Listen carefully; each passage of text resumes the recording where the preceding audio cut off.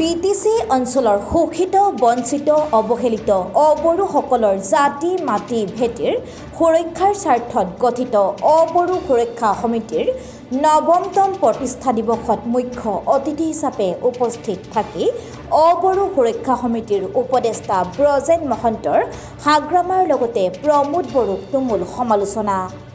তেওঁ কৈছে হাগ্ৰামাৰ 17 বছৰীয়া অপশাসনৰ সামৰণি মাৰি বিটিচিত বসবাস কৰা অবড়োৰ ভোটৰ জৰিয়তে অবড়ো সুৰক্ষা সমিতিয়ে বিটিচিৰ শাসনভাৰ দখল কৰিব।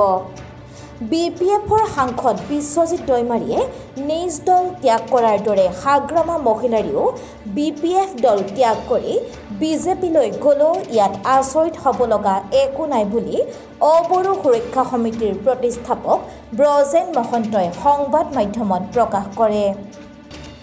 আনহাতে UPPL দলক BPF-তকৈও বেছি বিপদজনক দল বুলি আখ্যা দি কয় যে UPPL দলৰ সভাপতি প্ৰমোদ বড়োৱে সাম্প্ৰদায়িক ৰাষ্ট্ৰীয়তাবাদী বিজেপি দলৰ লগত একত্ৰিত হৈ ইতিমধ্যে নিৰ্বাচনত নামিছে। আজি অবড়ো সুৰক্ষা সমিতিৰ প্ৰতিষ্ঠা দিব এই উপলক্ষে আমি আপোনালোকক স্পষ্টভাৱে এটা বাৰ্তা বিটিচিবাসীলৈ আমি জনাব বিচাৰোঁ যে আজি দীৰ্ঘ 3টা দশক জুৰি ইয়াতে বসবাস কৰা অবড়োসকলৰ ওপৰত যি নিৰ্যাতন যি ধৰণে অধিকাৰ বঞ্চনাত তেওঁলোকে বসবাস কৰিব লগা হ'ল সেইটোৰ অন্ত পৰাৰ এটা নিৰ্দিষ্ট সময় ইতিমধ্যে আহি পৰিছে।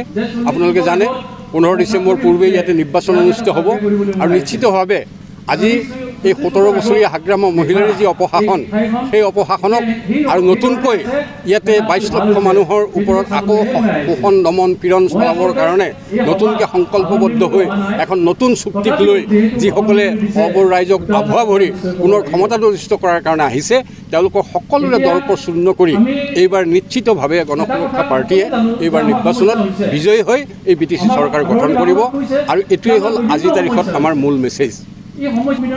চাওক আজিতো একচুৱেলি BPF দল বুলি বস্তুটো আৰু দুদিনৰ পিছত নাথাকিব। ইতিমধ্যে তাৰ আৰম্ভণি হৈছে, গৰাখহনীয়া বহুত আগৰ পৰা আৰম্ভ হৈছে। এতিয়া বাগা বাগা যিসকল নেতা সেইসকলে ইতিমধ্যে BPF ত্যাগ কৰি আজি বিশ্বজিৎ দৈমাৰীৰ নিচিনা নেতা ইতিমধ্যে BPF ত্যাগ কৰি তেওঁলোক আহিছে। দুদিনৰ পিছত যদি হাগ্ৰামা মহিলাৰেও BPF ত্যাগ কৰি যদি বিজেপিত জইন কৰে তাত আমাৰ আচৰিত হ'বলগীয়া কথা একো নাই। কাৰণ 17 বছৰে যি পৰ্বতসম দুৰ্নীতি এই BPF নেতাসকলে কৰিছিল তো সেইসকলৰ হয় আজি তিহাৰ জেলৰ স্থান নহয় তেওঁলোকে বিজেপিত যাব লাগিব। যি ধৰণে এদিন হিমন্ত বিশ্ব শৰ্মাই বাৰ্জাৰ কেলেংকাৰীৰ পৰা আৰম্ভ কৰি সাৰদা কেলেংকাৰীৰ পৰা আৰম্ভ কৰি বিভিন্ন কেলেংকাৰীৰ জৰিয়তে তেওঁ জেলত যাবলগীয়া যিটো পৰিস্থিতি আছিল তেতিয়া তেওঁৰ সন্মুখত যিটো অপশ্যন আছিল হয় তুমি বিজেপিলৈ আহা নহ'লে জেললৈ যাবলৈ সাজু হোৱা আৰু সেই অপশ্যনত এই শৰ্মা ডাঙৰীয়াই বাছি লৈছিল বিজেপি গমন। গতিকে ঠিক তেনেধৰণে আজি BPF-ৰ 17 বছৰীয়া যি দুৰ্নীতি সেই দুৰ্নীতিৰ ফলত আজি তেওঁলোকৰ তিহাৰ জেলৰ বাদে আৰু বিকল্প যিহেতুকে ৰাস্তা নাই সেইকাৰণে তেওঁলোকে আজি এজনৰ পিছত এজনে তেওঁলোকে আত্মসমৰ্পণ কৰিব বিচাৰিছে আজি বিজেপিৰ ওচৰত আৰু নিশ্চিতভাৱে সেই BPF পাৰ্টি ইতিমধ্যে ইয়াতে শেষ হৈ যাব আৰু সেই জেগাটোক পূৰণ কৰাৰ কাৰণে ইতিমধ্যে উৎসাহী হৈ আহিছে UPPL। কিন্তু আপোনালোকে জানে যে UPPL যিটো পাৰ্টি সেইটো হাগ্ৰামা মহিলাৰতকৈ এটা বিপদজনক পাৰ্টি। এইকাৰণেই বিপদজনক পাৰ্টি তেওঁলোকে সাম্প্ৰদায়িক ৰাষ্ট্ৰীয়তাবাদী যি বিজেপি দল সেই সাম্প্ৰদায়িক দলৰ লগত ইতিমধ্যে ঐক্যবদ্ধ হৈ নিৰ্বাচনত নামিছে। ইতিমধ্যে হিমন্ত বিশ্ব শৰ্মা ডাঙৰীয়া আজি তেওঁক ৰক্ষা কৰাৰ কাৰণে অৰ্থাৎ UPPL-ক ক্ষমতাত অধিষ্ঠিত কৰাৰ কাৰণে ইতিমধ্যে নিৰ্বাচনী মৈদানত তেওঁ নামিছে। তেওঁ এতিয়া নাঙলক বাদ দি ট্ৰেক্টৰক ভোট দিয়াৰ কাৰণে আহ্বান জনাই ইতিমধ্যে খোলাখুলিভাৱেই তেওঁলোকে আজি UPPL-ক বচোৱাৰ কাৰণে তেওঁলোকে চেষ্টা চলাইছে। কিন্তু নিশ্চিতভাৱে বিটিচিবাসী ৰাইজে যে BPF কি আৰু UPPL কি তাক নিশ্চিতভাৱে জানে। UPPL আৰু BPF দুইটাই এটা মুদ্ৰাৰ ইপিঠি সিপিঠি আৰু দীৰ্ঘদিন ধৰি ডিভাইড আছাম 50-50 শ্লোগানেৰে যি আজি UPPL পাৰ্টীৰ সভাপতি হৈ ইয়াতে বিটিচিৰ মস্তত দখল কৰিম বুলি তেওঁ আশা কৰিছে সেই কথাটো অবড়ো ৰাইজে স্পষ্টভাৱে জানে। অবড়ো ৰাইজে আৰু বিশেষকৈ বিটিচিবাসী মানুহে অসমৰ খণ্ডিতকৰণ নিবিচাৰে। সেই খণ্ডিতকৰণৰ যিজন নেতা আজি তেওঁৱেই এই UPPLৰ প্ৰেচিডেণ্ট হৈ আহি ইয়াতে ক্ষমতা দৰিষ্ঠ কৰাৰ সপোন দেখিছে। যিজন নেতাই দুদিনৰ আগত NRCৰ সময়ত লক্ষ লক্ষ সংখ্যালঘু মানুহৰ, কি ধৰ্মীয় সংখ্যালঘু, কি ভাষিক সংখ্যালঘু মানুহক একে ৰাতিৰ ভিতৰতে প্ৰায় 2 লক্ষতকৈ অধিক মানুহৰ বিৰুদ্ধে সন্দেহজনক বিদেশী নাগৰিক বুলি কমপ্লেইন কৰি যিজন মানুহে আজি সেইসকলক হাৰাশাস্তি কৰিছিল, সেই মানুহজন কোনো কাৰণতে আজি ধৰ্মীয় সংখ্যালঘুৰ এটাও ভোট তেওঁ আশা কৰিব নোৱাৰে। একেটা সময়তে যোৱা 17টা বছৰে BTCত আমাৰ লক্ষ লক্ষ অবড়ো মানুহৰ ভূমিৰ অধিকাৰ, ভাষাৰ অধিকাৰী যেতিয়া খৰ্বিত হৈছিল, সেই সময়তো সেই এপছুৰ নেতাজনে কেতিয়াও এষাৰো মাত অবড়োৰ সপক্ষে তেওঁ মাতা নাছিল। বৰঞ্চ নতুনকৈ BTR চুক্তি স্বাক্ষৰিত কৰাৰ জৰিয়তে এই 22 লক্ষ অবড়ো মানুহৰ মাটিৰ পৰা উচ্ছেদ কৰাৰ কাৰণে তেওঁলোকে BTR চুক্তিত 7.2 যিটো দফা, সেই দফা অনুসৰি স্পষ্ট ভাষাত তেওঁলোকে উল্লেখ কৰিছে যে ইয়াতে বসবাস কৰা যিসকল মানুহ, অৰ্থাৎ খাছ মাটি, জলাশয়, বনভূমিত যিসকল মানুহে বসবাস কৰি আছে সেইসকলক উচ্ছেদ কৰা হ'ব। আৰু এই ঘোষণাৰ জৰিয়তে এই কথা স্পষ্ট যে এই BTCত আজি দীৰ্ঘ সেই ব্ৰিটিছ পৰৱৰ্তী সময়ৰ পৰা আজিলৈকে কোনো ধৰণৰ মাটিৰ জৰীপ যিহেতুকে হোৱা নাই, গতিকে ইয়াতে যিসকল মানুহ বসবাস কৰি আছে এই সকলো মানুহে আজি 60 বছৰ, 70 বছৰ, 80 বছৰ ধৰি যিসকল বসবাস কৰি আছে তেওঁলোকেও খাছ মাটিতেই বসবাস কৰিবলগীয়া হৈছে। গতিকে এই খাছ মাটিত যিসকল মানুহ বসবাস কৰি আছে সেইসকলক উচ্ছেদ কৰা মানে 90% অবড়ো মানুহক আজি নিজৰ ভূমিৰ পৰা তেওঁলোকক উচ্ছেদিত কৰা। ইতিমধ্যে ভাষাক দ্বিতীয় স্থানলৈ তেওঁলোকে ৰূপান্তৰিত কৰিছে। ইতিমধ্যে ভূমিৰ পৰা তেওঁলোকক উচ্ছেদিত কৰাৰ সকলো ধৰণৰ ষড়যন্ত্ৰ কৰিছে। ইতিমধ্যে গুৱাহাটী হাইকোৰ্টত তেওঁলোকে PIL কৰিছে।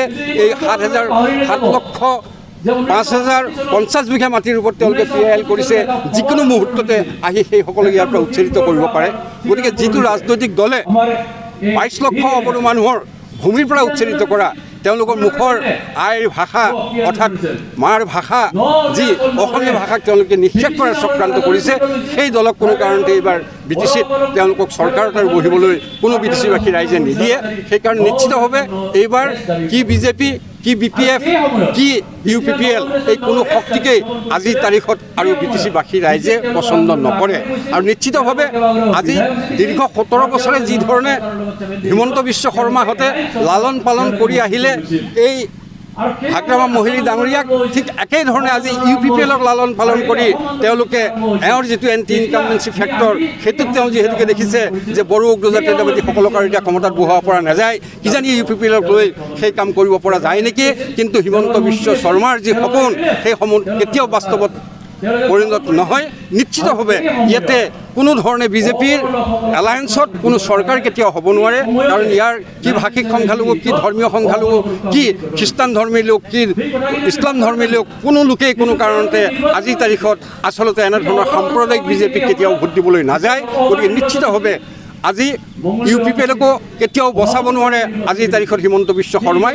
নিশ্চিতভাৱে গণসুৰক্ষা পাৰ্টীৰ চৰকাৰ আজি প্ৰতিষ্ঠিত। এই তাৰিখত যদি নিৰ্বাচন অনুষ্ঠিত হয় নিশ্চিতভাৱে 30তকৈ অধিক আসনত গণসুৰক্ষা পাৰ্টীয়ে বিজয় অৰ্জন কৰিব। তাৰ লগত প্ৰতিদ্বন্দ্বিতা হ'ব মানে আমি এফালে আৰু আনফালে সকলোবিলাক তেওঁলোকে ইউনাইটেড। আজি হাগ্ৰামা মহিলাৰী, আজি UPPL, এই সকলোৱে ইউনাইটেডলি আমাৰ বিৰুদ্ধে তেওঁলোকে যুঁজ কৰিব বিচাৰি আছে। যিটো যোৱা লোকসভা নিৰ্বাচনৰ সময়ত আমি দেখিছিলোঁ সকলোৱে ইউনাইটেড হৈ আমাক হৰুৱাৰ কাৰণে চেষ্টা কৰিছিল, সেইটোত তেওঁলোক সফল নহ'ল। নিশ্চিতভাৱে এইবাৰ সকলোৱে আমাৰ প্ৰতিদ্বন্দ্বী অৰ্থাৎ প্ৰতিপক্ষ, সেই প্ৰতিপক্ষ কোনোজনেই আমাৰ কাৰণে প্ৰতিদ্বন্দ্বী বুলি আমি আজিৰ তাৰিখত বিচৰা মানে আমি ধৰি লোৱা নাই। নিশ্চিতভাৱে আমি সকলোকে পৰাজিত কৰি আজিৰ তাৰিখত আমি ক্ষমতা